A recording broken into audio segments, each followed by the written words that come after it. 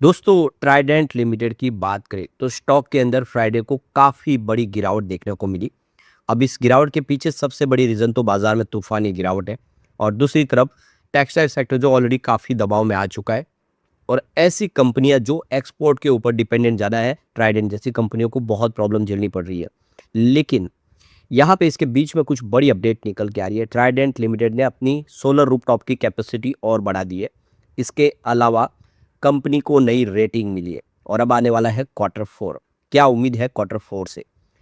Trident textile sector की premium segment की company है जो केमिकल डिवीजन में भी काम करती है और पेपर डिवीजन में भी करती है। और ग्लोबल मार्केट में कंपनी को बहुत सारे पैटेंट हासिल है, चाहे वो यूरोपियन यूनियन हो या फिर यूएस हो।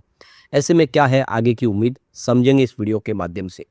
लेकिन फ्रेंड्स, उससे पहले अगर आप पहली बार हमारे चैनल पे आए तो चैनल को सब्सक्राइब कर दीजिए, एक बेल आइकॉन दबा दीजिए ताकि जब भी नया वीडियो बने पहला नोटिफिकेशन आपको मिले। वीडियो पसंद आए तो लाइक से जरूर कीजिए। चलो फ्रेंड्स, वीडियो स्टार्ट करते हैं। मैं हूँ आपका दोस्त एस बी दवे और हमारे अपने चैनल ऑनलाइन कमाई में आपका बहुत बहुत स्वागत है। तो सबसे पहले ट्राइडेंट लिमिटेड के कारोबार की बात करें तो 23.73 पर क्लोजिंग थी। फ्राइडे को 4% की गिरावट देखने को मिली।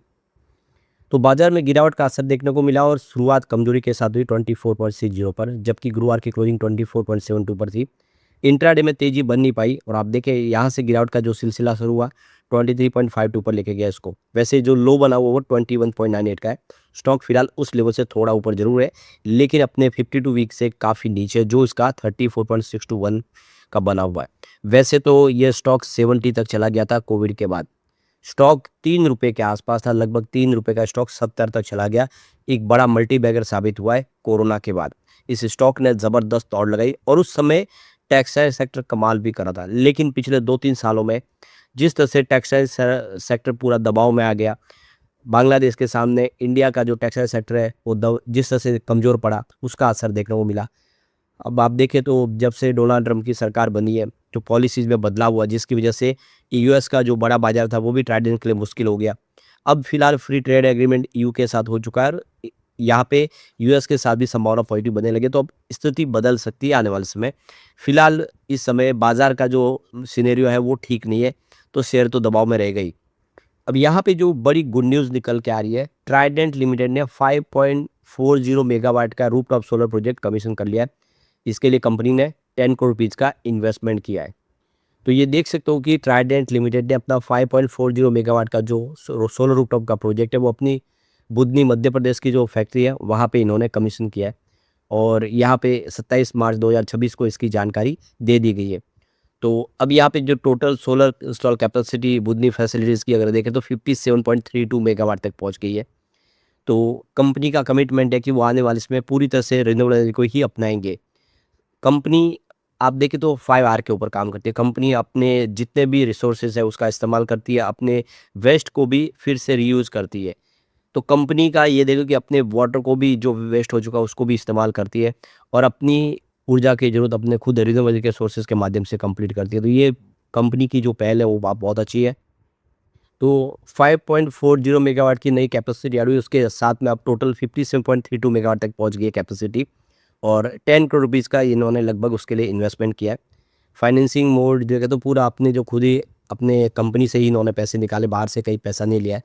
बुद्धि मध्य प्रदेश में इनकी फैक्ट्री की लोकेशन है और रूफटॉप सोलर के माध्यम से अपनी ऊर्जा की आवश्यकता उसको पूरा करेंगे कंपनी। तो प्रीवियस कैपेसिटी 51.92 मेगावाट की थी, इसमें 5.40 मेगावाट की कैपेसिटी ऐड की गई है। करंट कैपेसिटी 57.32 मेगावाट तक पहुंच चुकी है। इसमें 100% यूटिलाइज हो रहा है, यानी इस समय आप समझ सकते हो कि पूरी क्षमता से इनके प्रोडक्शन चला है।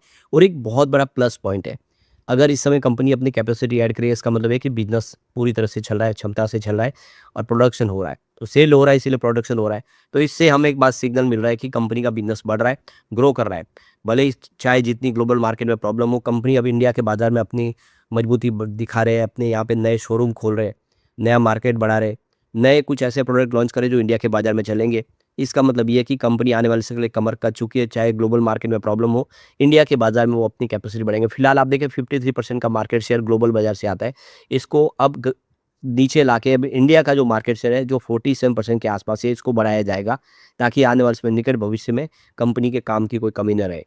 अब यहाँ पे एक जो बड़ी अपडेट निकल के आ रही है, कंपनी के ने जो नॉन कन्वर्टेबल डिबेंचर्स बॉन्ड जारी किए उसके ऊपर क्रेडिट रेटिंग की तरफ से रेटिंग दी गई है। तो यहाँ पे देख सो कि फिच रेटिंग की तरफ से यहाँ पे रेटिंग दी गई है ट्राइडेंट लिमिटेड को। तो ये देखो कि इंडिया रेटिंग जो फिच रेटिंग की कंपनी है उसने जो एनसीडीएस के ऊपर अपनी I N D double A की रेटिंग दी है, आउटलुक स्टेबल रखा है। तो ये देख सकते हो कि 1250 करोड़ रुपीज़ का यहाँ पे टोटल जो इनके एनसीडीएस जारी किया कंपनी ने, उसके ऊपर आईएनडी डबल ए की रेटिंग और स्टेबल आउटलुक है। यानी आप देखें तो काफ़ी अच्छी रेटिंग दी गई है। तो ये क्लियर देख सकते हो कि रेटिंग एजेंसियाँ अच्छी रेटिंग दे रही है, भरोसा है ट्राइडेंट पे। ट्राइडेंट का बिजनेस मॉडल भी अच्छा है। तो इस समय सिर्फ बाजार का साथ नहीं मिल रहा है, जैसे बाजार का साथ मिलेगा टेक्सटाइल सेक्टर को आने वाले समय जो यूएस और यूरोपियन बाजार खुल जाएगा, इसके बाद में ट्राइडेंट फिर धमाका कर सकता है। यह एक बड़ा खिलाड़ी है और बिल्कुल ये एक कोयले की बड़ी आप देखें इस ढेर के अंदर एक रियल हीरा है जो आने वाले समय फिर से चमकेगा ज़रूर। अब क्वार्टर 4 आने वाला है, अगर हम बात करें पिछले रिजल्ट की, दिसंबर में देख सकते हो कि इसका टोटल रेवेन्यू 1682 करोड़ के आसपास है, जो मार्च में बढ़ के 1883 करोड़ तक पहुंच गया था। अब पिछले दिसंबर में देखें तो ये गिर के 1595 करोड़ के आसपास आए। इसका मतलब ये है कि कंपनी का रेवेन्यू गिरा है। तो ये भी एक थोड़ा प्रॉब्लम तो है कि अभी कंपनी का बिजनेस इस समय थोड़ा सा डाउन जरूर है। अब बात प्रॉफिट की कर ले तो देखिए तो दिसंबर में 80.10 करोड़ का प्रॉफिट था, जो मार्च 2025 में बढ़ के 133 करोड़ तक पहुंच गया था। लेकिन इस बार दिसंबर में पिछले क्वार्टर में ये इनका प्रॉफिट 44.24 करोड़ तक आ गया है, 2 डिजिट में आ गया। तो प्रॉफिट काफ़ी ज़्यादा गिरा है। तो यही एक बड़ी प्रॉब्लम है। इस बार उम्मीद है कि फिर से थोड़ा सा आंकड़ा सुधरेगा, तो यहाँ पे पॉजिटिव माहौल बनेगा, क्योंकि लगातार कंपनी का प्रॉफिट कम हुआ है बिजनेस कम होने की वजह से। अब अगर हम पिछले 4-5 सालों का प्रदर्शन देखें, 2021 में इनका जो रेवेन्यू था 4547 करोड़ के आसपास था, वो 2025 तक बढ़ते हुए 7047 करोड़ तक पहुंच गया है। तो ये एक अच्छी बात है कि देख सकते हो कि जो कंपनी का रेवेन्यू अगर हम साल दर साल के हिसाब से देखें तो पिछले 5 सालों में सबसे ठीक है। हम देखें 2022 से 2025 में कोई ज़्यादा अप डाउन देखने को नहीं मिला, कहीं कभी थोड़ा ज़्यादा कभी बढ़ा। लेकिन ओवरऑल अगर आप देखेंगे तो इसका जो रेवेन्यू का जो रेशियो अगर आपको देखेंगे तो बिल्कुल एक जैसा ही रहा है और अब इसमें बढ़ता हुआ दिखाई देगा। 5 सालों में बढ़ा ही है, तो इससे इतनी ज़्यादा चिंता की बात नहीं है। अब यहाँ पे बात करें कंपनी के प्रॉफिट की, तो देखो दिसंबर 2021 के अंदर बात करें 304 करोड़ का प्रॉफिट था। 22 में काफ़ी अच्छा प्रॉफिट कंपनी को मिला, सीधा 834 करोड़ तक पहुँच गया प्रॉफिट। उसके बाद अगर आप देखेंगे तो प्रॉफिट में कमी आई, 2025 में 371 करोड़ का प्रॉफिट हुआ है। तो ये एक देख सकते हो कि आप प्रॉफिट इस समय कम ज़रूर है, लेकिन यहाँ पे 2024 और 25 में प्रॉफिट आपको फिर से बढ़ता हुआ दिखाई देगा अगर हम इसको 2021 से कंपेयर करें। बीच में 2022-23 कंपनी के लिए अच्छा था, प्रॉफिट बढ़ा था। उसके बाद प्रॉफिट गिरा, डायरेक्ट देख सकते हो 3 साल लगातार गिरा, उसके बाद में अब यहाँ पे फिर से वृद्धि हुई है। तो ये थोड़ी-सी उत्साहवर्धक आंकड़े हैं, क्योंकि 24 के मुकाबले 25 में फिर से थोड़ा कंपनी का प्रॉफिट बढ़ा है, यानी स्थिति थोड़ी सुधरती हुई दिखाई दे रही है। अब यहाँ पे एक अच्छी गुड न्यूज़ ये है कि फरवरी महीने में म्यूचुअल फंड ने भी जम के खरीदारी कर ली है ट्राइडेंट में। करीब 33 म्यूचुअल फंड है जिन्होंने यहाँ पे फ्रेश एंट्री की है। ये आंकड़ा काफ़ी उत्साहवर्धक है।